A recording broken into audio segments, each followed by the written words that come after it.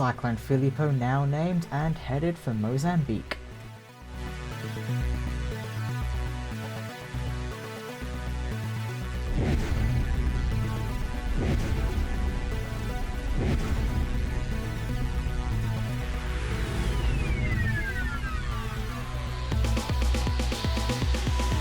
Cyclone Filipo has been named earlier today, currently at 20.2 degrees south, 38.2 degrees east as of 5:30 Central Africa time, March 11th, 2024.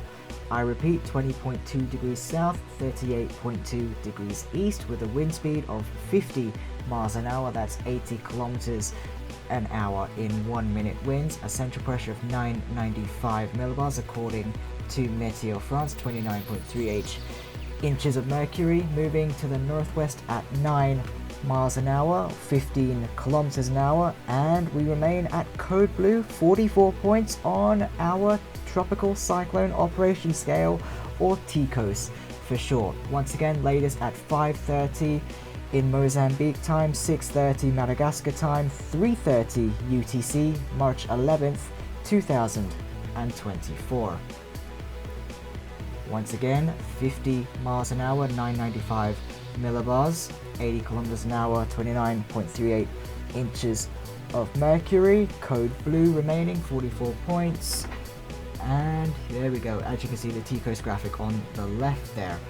So this storm is currently 198 miles away from Bazaruto, 216 from Licey, that's ground zero for landfall at the moment, 217 from Inhasoro, 220 from Beira, and 221 from Castigo. That's 319 kilometers away from Bazaruto, 348 from Licey, 349 from Inhasoro, 354 from Beira, and 356 away from Castigo.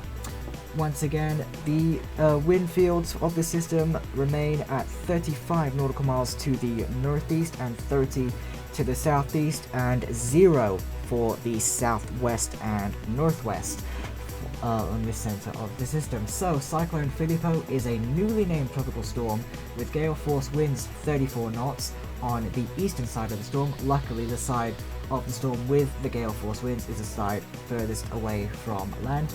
However, this system will gradually and is gradually heading towards land and is primed up for a landfall around the area of Licey. Once again, I do apologize if I butchered the pronunciations of those locations earlier.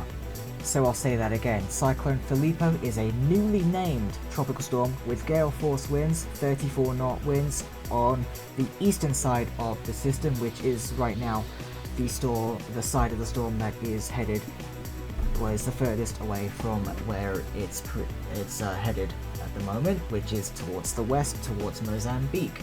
Now, landfall area is primed for Licey once again, and here's basically a graphical animation of how we predict the storm to plan out. As you can see, it weakens, it makes landfall, weakens to a tropical depression, heads back out to sea, and then reforms into a tropical storm. You can see the wind speed on the left there.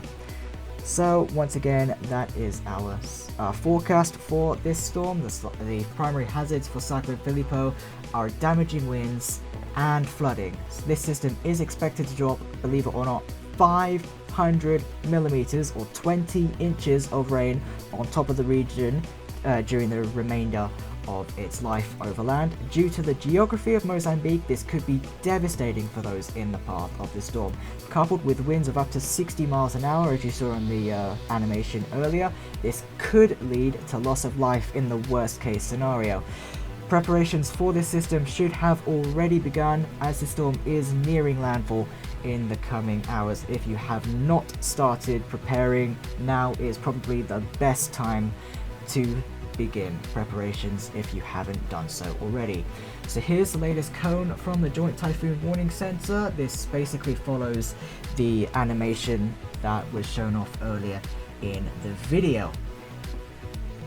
And then when we compare this to other agencies, ATCF, JTWC and ADT all in agreement with 40 miles an hour. We're right in the middle with SATCOM with 50 miles an hour. AMSU going slightly bullish right now with 60 mile per hour winds.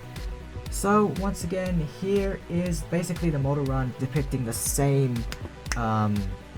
animation that we saw earlier. Thank you very much to Ethan Bruning for providing me with this video.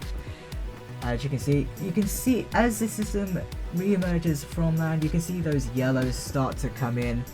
And once again, after the system makes landfall and heads back out to sea, it should not affect any more land areas. But whilst we focus on the near future, this system is headed into Mozambique in the coming hours. It weakens, comes back over land, strengthens, and then heads way out to sea, not bothering anyone else. So once again, let's let through that animation loop, or not. So we'll move on to the sea surface temperatures in that case, which are piping hot for this area, which is the system has taken very good advantage of those sea surface temperatures. And when it comes to the surface plots around the region, the numbers in black there denoting the air pressure, the numbers in red denoting the current temperature in Celsius, and the numbers in blue representing the wind speed right about there. Multi-model diagnostics take this system up to peak a little bit, then dip, and then come back up, but that will be way beyond after landfall. Deep layer shear is expected to basically decline and then sharply rise once again it emerges out to sea. Sea surface temperatures remain piping hot. Relative humidity is also quite high for the system. Looking at the satellite imagery, this is what the system's been up to in the past few hours. As you can see, there are some blips of purples in the imagery that you're looking at right about there that seem to go away, those little blobs of convection. As a reminder, this system is traversing westward towards Mozambique in the coming hours. Now, this imagery does update. It is real time. If you'd like to see what the latest of the system, what the system's been up to in the past few frames, the link to do so is in the lower left even of your screen. For those in the path of the system, please have finished your preparations by now. This system is very close to landfall. If you haven't finished your preparations, be well into preparation of them right about now. Please listen to your local weather station for guidance on what to do, and if it's safe to do so, you can stay tuned to Force 13 for more updates on this system as well.